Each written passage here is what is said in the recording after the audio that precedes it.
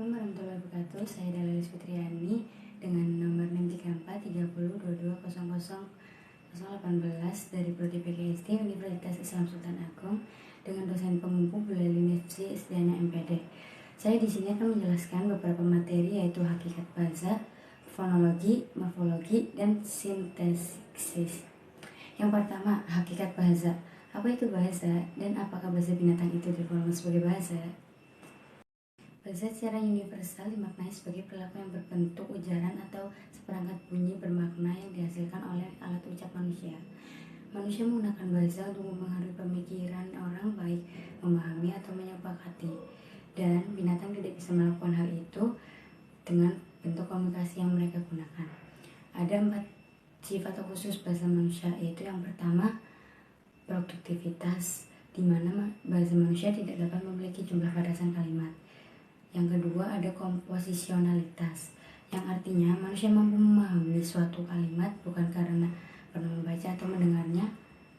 Yang ketiga, ada kreativitas, yaitu manusia dapat menentukan kalimat yang akan diucapkan sesuai dengan konteksnya.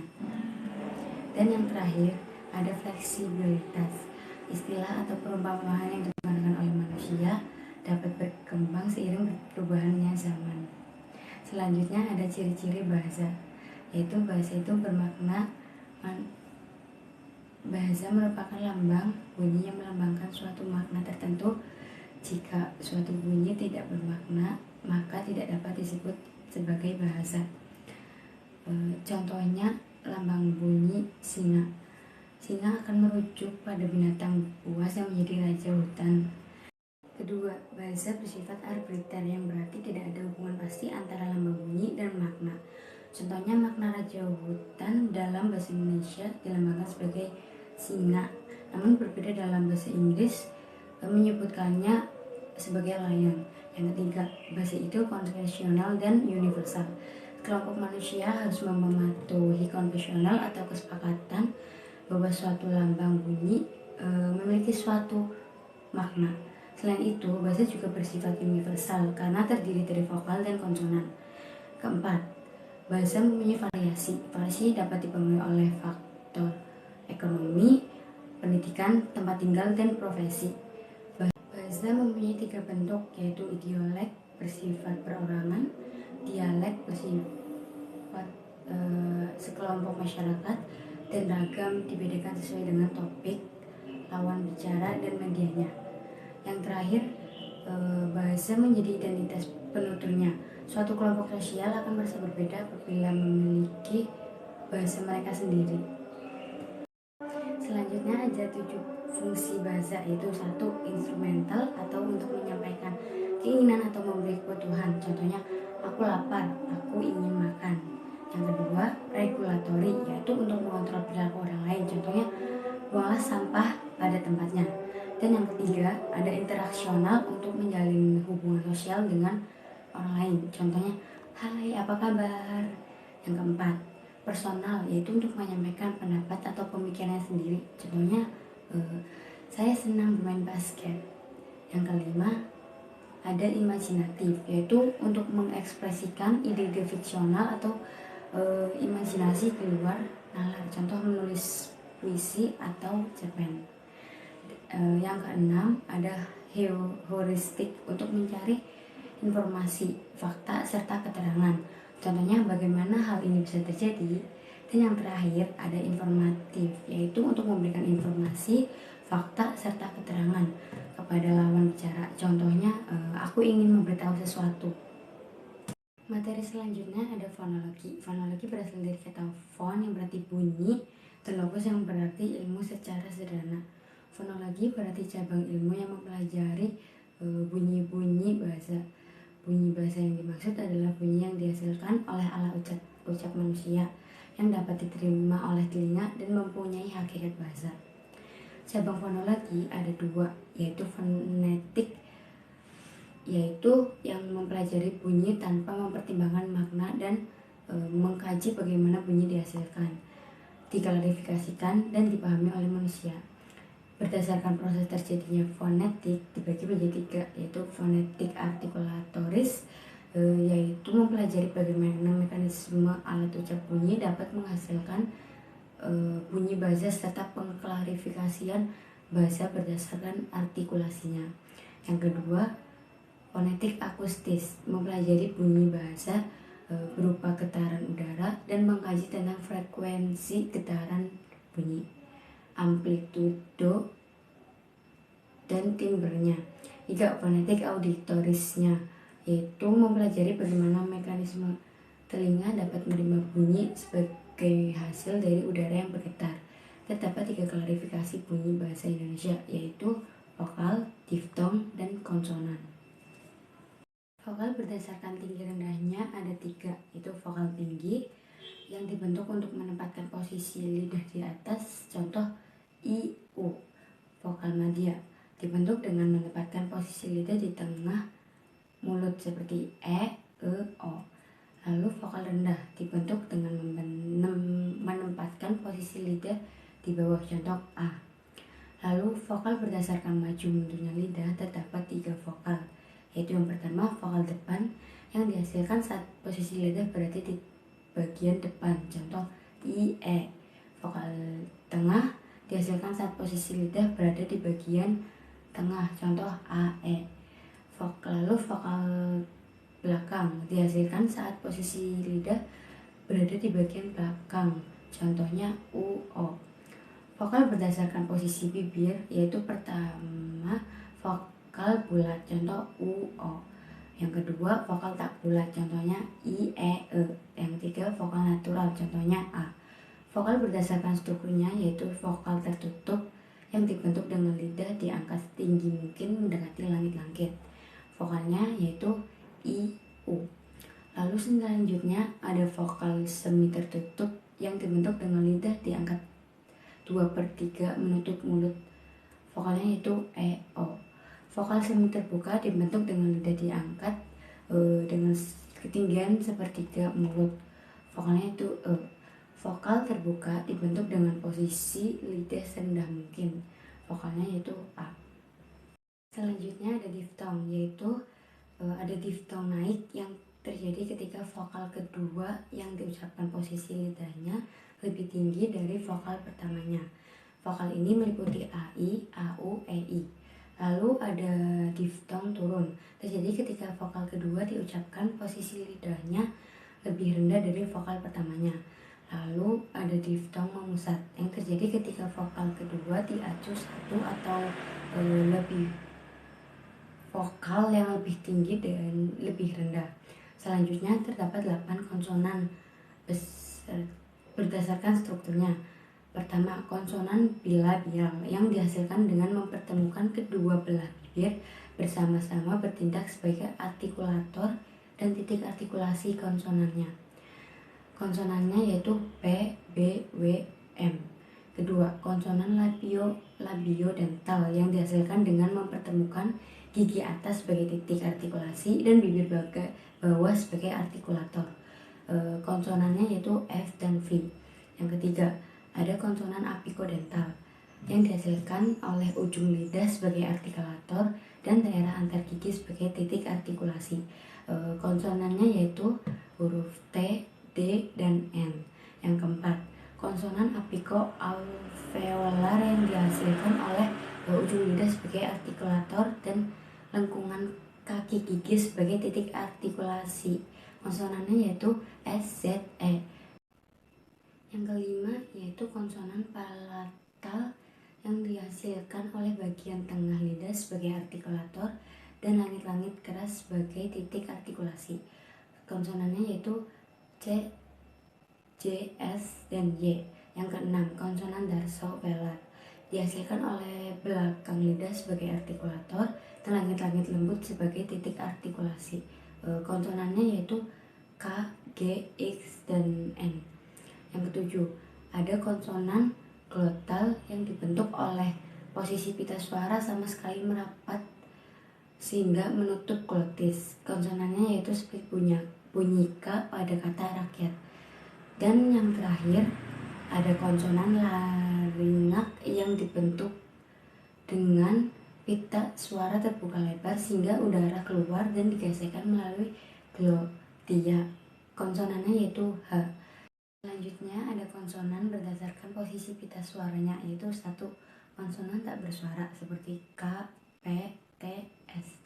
Konsonan ini lebur ketika berada di awal kata yang ditambahkan awalan men atau ban.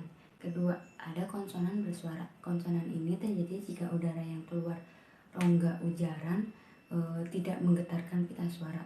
Lalu ada konsonan berdasarkan posisi pita suara, yaitu konsonan nasal dan oral. Cabang fonologi yang kedua ada fonemik yang mempelajari bunyi dengan mempertimbangkan makna untuk menentukan apakah sebuah bunyi tergolong fonem atau bukan.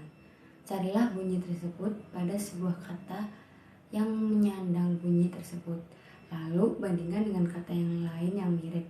Jika berbeda makna, maka termasuk dalam kategori fonem. Contohnya lupa, rupa. Dua kata tersebut berbeda makna karena adanya perbedaan bunyi R dan L. Namun, identitas fonem R dan L pada pasangan kata tersebut hanya berlaku dalam bahasa Indonesia. Tiap bahasa punya fonemnya masing-masing. Beberapa fonem punya beban fungsional tinggi dan rendah. Semakin banyak pasangan kata yang mirip, semakin tinggi beban fungsionalnya. Lalu ada avalon, yang realisasi fonem pada pelaksanaan ujarannya banyak mengalami perubahan. Misal fonem B pada kata baru diucapkan sebagai B, tapi dalam kata Sabtu diucapkan sebagai P. Materi selanjutnya yaitu ada morfologi. Morfologi merupakan cabang ilmu bahasa yang mengkaji seluk-beluk kata serta pengaruh perubahan bentuk kata terhadap golongan dan arti kata. Konsep dasar morfem merupakan bentuk bahasa yang terkecil yang mengandung arti dan tidak dapat lagi dibagi menjadi bagian-bagian yang lebih kecil. Jenis morfem yang ada di bahasa Indonesia yaitu berdasarkan kebebasannya. Satu, morfem bebas atau biasa disebut sebagai kata. Yang kedua, morfem terikat yang tidak bisa berdiri sendiri, misal me, di. Jenis kedua berdasarkan keunikannya dibagi menjadi morfem unik dan biasa. Dan jenis yang ketiga berdasarkan keutuhannya yaitu morfem utuh yang kesatuannya ditulis secara bersatu, dan morfem terbagi yang penulisannya seolah tidak merupakan satu kesatuan karena tidak tertulis secara terpisah.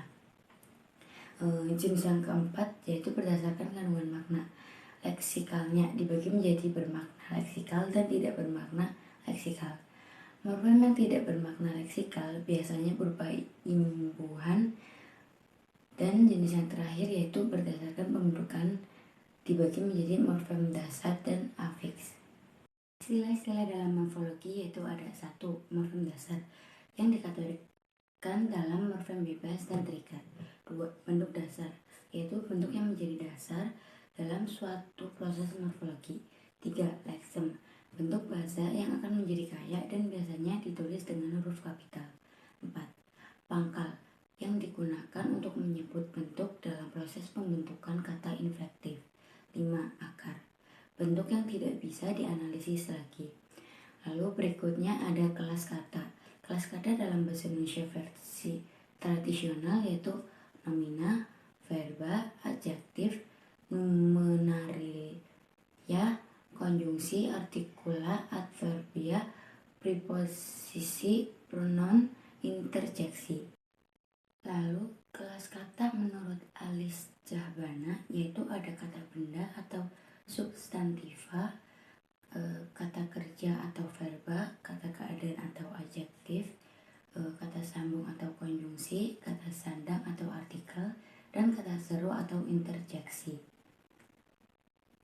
Kelas kata menurut Keraf yaitu satu, kata benda yang dapat diterangkan atau diperluas dengan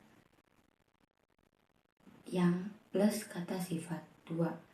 Kata kerja yang dapat diperluas dengan kelompok kata dengan plus sifat.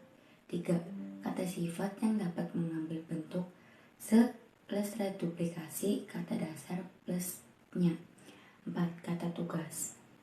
Proses morfologi sebagai pemimbuhan yaitu proses pembentukan kata-kata dari satuan lain yang merupakan bentuk dasarnya, seperti prefiks atau awalan ber, me, pe, per, ke, ter, se, dan sufiks atau akhiran an, i, kan, nya, man, wan, wati. Selain itu ada infiks atau sisipan seperti l, r, em. Yang kedua, ada proses morfologi pengulangan, merupakan pengulangan satuan gramatik baik seluruhnya maupun sebagian, baik dengan variasi fonem atau tidak. Hasil pengulangan disebut dengan kata ulang, dan kata yang diulang merupakan bentuk dasar. Contoh, rumah-rumah, jalan-jalan.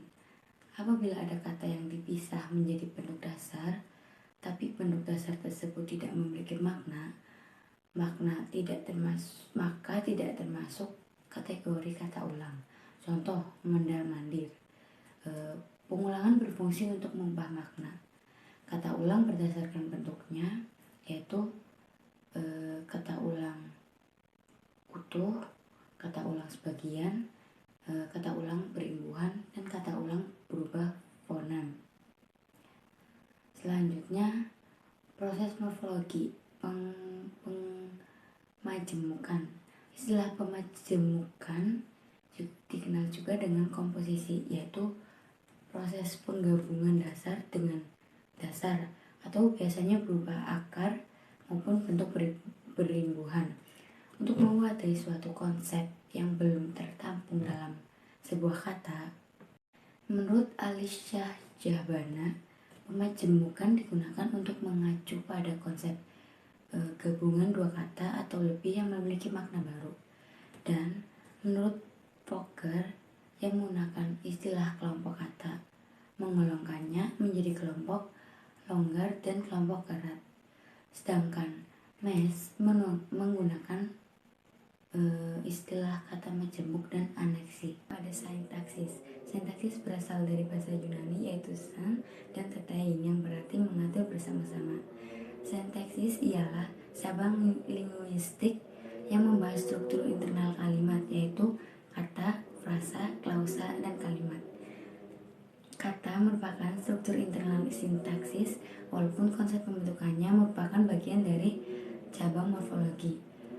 Kata sebagai satuan terkecil dalam sintaksis berperan sebagai pengisi fungsi sintaksis, penanda kategori sintaksis, perangkai dalam penyatuan satu-satuan atau bagian-bagian, dan satuan dari satuan sintaksis. Kata sebagai pengisi satuan sintaksis dibedakan menjadi dua, yaitu kata penuh. Kata penuh ialah yang secara leksikal memiliki makna, mempunyai kemungkinan untuk mengalami proses morfologi, merupakan kelas terbuka, dan dapat berdiri sendiri sebagai sebuah satuan. Yang termasuk kata penuh yaitu nomina, verba, adjektif, dan yang kedua yaitu kata tugas. Kata tugas merupakan kata yang secara leksikal tidak mempunyai makna, tidak mengalami proses morfologi, dan merupakan kelas tertutup dan di dalam peraturan tidak bisa berdiri sendiri, yang termasuk kata tugas yaitu konjungsi. Fungsi sintaksis sendiri yaitu subjek, predikat, objek, pelengkap, dan keterangan. Lalu selanjutnya ada klausa, satuan sintaksis berupa runtutan kata-kata berkonstruksi prediktif. Artinya di dalam konstruksi itu ada komponen berupa kata atau frasa yang berfungsi sebagai predikat dan yang lain berfungsi sebagai subjek, objek, dan keterangan. Yang membedakan klausa dengan kalimat yaitu intonasi final di akhir satuan bahasa. Kalimat diakhiri dengan intonasi final, sedangkan klausa tidak. Klausa masih berpotensi untuk menjadi kalimat tunggal karena memiliki subjek dan predikat. Ada 5 klasifikasi klausa, yaitu yang pertama klausa berdasarkan strukturnya dibagi menjadi klausa bebas dan klausa terikat. Klausa bebas mempunyai unsur lengkap dan bisa berdiri sendiri sebagai kalimat. Contohnya, ia sedang membeli buku. Kalau klausa terikat, unsurnya tidak melengkap dan diawali dengan konjungsi subordinatif. Contohnya, ketika hari hujan. Yang kedua berdasarkan kategori unsur predikatnya, yaitu pertama, klausa verbal. Contohnya, kamu membaca buku. Kedua, klausa nominal. Predikatnya berupa nomina atau frasa nomina. Contohnya, ia seorang guru. Dan yang ketiga, klausa adjektival. Predikatnya berkategori adjektival. Contohnya, saya cantik sekali. Lalu, klausa adverbial. Predikatnya berupa frasa yang berkategori kata keterangan. Contohnya, kalau kamu sudah berhasil. Dan yang terakhir, klausa numeralia. Predikatnya berupa kata atau frasa bilangan. Contohnya, umurnya 2 tahun. Yang ketiga, berdasarkan unsur negasi, yaitu ada klausa positif dan negatif. Yang keempat, berdasarkan letak subjek dan predikatnya, yaitu ada klausa versi, di mana klausa yang fungsi subjeknya mendahului predikat, dan klausa inversi, di mana klausa yang fungsi predikatnya mendahului subjek. Yang kelima, ada klausa berdasarkan kapasifan predikatnya, yaitu ada klausa aktif, contohnya saya membaca buku, dan ada klausa pasif, contohnya bahwa itu sudah dimakan. Lalu berikutnya saya akan menjelaskan definisi, unsur, jenis kalimat, dan kalimat efektif. Apa itu kalimat? Menurut KBBI, kalimat yaitu kesatuan yang mengungkapkan suatu konsep, pikiran, atau perasaan. Ciri-ciri kalimat yaitu: 1. Dalam bahasa lisan diawali dengan kesenyapan dan diakhiri dengan kesenyapan, dan diawali dengan huruf kapital dan diakhiri dengan tanda titik, tanda tanya, atau tanda seru. 2. Mengandung pikiran yang utuh. 3. Mengandung urutan yang logis setiap kata atau kelompok kata yang mendukung fungsi SPOK, disusun menurut fungsinya. 4. Mengandung satuan makna, ide, atau perasaan. Jenis-jenis kalimat yaitu berdasarkan fungsinya. Berdasarkan jumlah klausanya ada 2 jenis, yaitu 1. Tunggal yang hanya terdiri dari 1 klausa.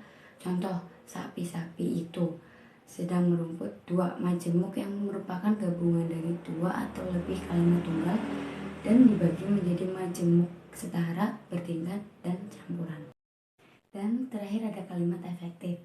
Kalimat efektif ialah kalimat yang memiliki kemampuan untuk menimbulkan kembali gagasan pada pikiran pendengar atau pembaca, seperti apa yang ada dalam pikiran pembicara atau penulis.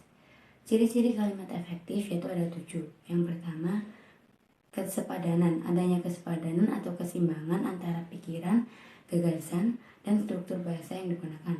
Ciri-cirinya yaitu punya subjek, predikat yang jelas. Hindari penggunaan kata depan, tidak, di, dalam, bagi, untuk, pada, dan sebagainya. Contohnya, bagi semua mahasiswa harus menyerahkan legalisasi ijazah SMA. Seharusnya semua mahasiswa baru harus menyerahkan legalisasi ijazah SMA. 2. Tidak terdapat subjek ganda. 3. Kata penghubung antar kalimat tidak dipakai dalam kalimat tunggal. 4. Predikat kalimat tidak didahului kata yang. Ciri yang kedua yaitu keparalelannya, itu kesamaan bentuk kata yang digunakan dalam kalimat itu. Kalau bentuk pertama adalah nomina, maka seterusnya juga menggunakan nomina. Contohnya, mahasiswa jurusan PGSD sedang menerjemahkan tugas mata kuliah PPD dan pengetikan naskah dongeng. Kalimat yang seharusnya yaitu mahasiswa jurusan PGSD sedang menerjemahkan tugas mata kuliah PPD dan mengetik naskah dongeng. Ciri yang ketiga yaitu ketegasan, ialah perlakuan penunjulan pada ide pokok kalimat untuk memberikan ketegasan atau penekanan pada kalimat. Ciri yang keempat ada kehematan, yaitu hemat menggunakan kata, frasa, atau bentuk lain yang tidak berarti harus menghilangkan kata yang dapat menambah kejelasan kalimat, hanya untuk menghindari pemborosan kata. Dan ciri yang kelima yaitu kecermatan, yakni bahwa kalimat tidak menimbulkan tafsiran ganda dan tepat dalam pilihan kata. Ciri yang keenam yaitu kepaduan, yakni ada kepaduan dalam kalimat sehingga informasi yang disampaikan tidak terpecah-pecah. Dan ciri yang ketujuh ada kelogisan, ialah kalimat itu dapat diterima oleh akal sehat dan sesuai dengan ejaan yang berlaku. Sekian penjelasan materi hakikat bahasa, fonologi, morfologi, dan sintaksis dari saya. Mohon maaf bila ada penjelasan yang kurang jelas. Sekian, terima kasih. Wassalamualaikum warahmatullahi wabarakatuh.